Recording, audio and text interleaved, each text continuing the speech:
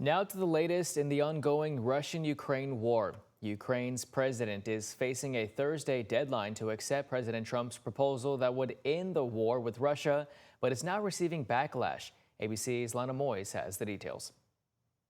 President Trump is setting a Thursday deadline for Ukraine to respond to a U.S. plan aimed at ending the Russia-Ukraine war. But over the weekend, the president made it clear that this is not his final offer. Is this your final offer to Ukraine? No.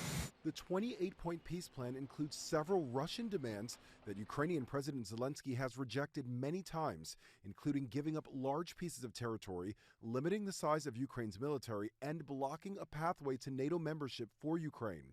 But this morning, questions are emerging about how the plan was developed. A group of senators saying Secretary of State Marco Rubio told them the 28-point proposal was developed by Russia, not by the United States.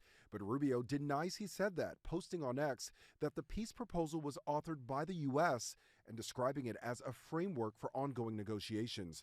Meanwhile, bipartisan criticism of the plan is growing. New Hampshire Democrat Jeanne Shaheen and North Carolina Republican Tom Tillis warned that the plan would only reward Moscow for its aggression and send a message to other leaders who have threatened their neighbors. Key Ukrainian European allies from France, Germany, and the UK are also unhappy with the U.S. proposal. I think from the Europeans' perspective, this would simply reinforce the idea that you can take terrain by force, and it might essentially not end there. Russian President Vladimir Putin has welcomed the U.S. plan, saying it could serve as the basis for a final peace settlement if the U.S. can get Ukraine and its European allies to agree.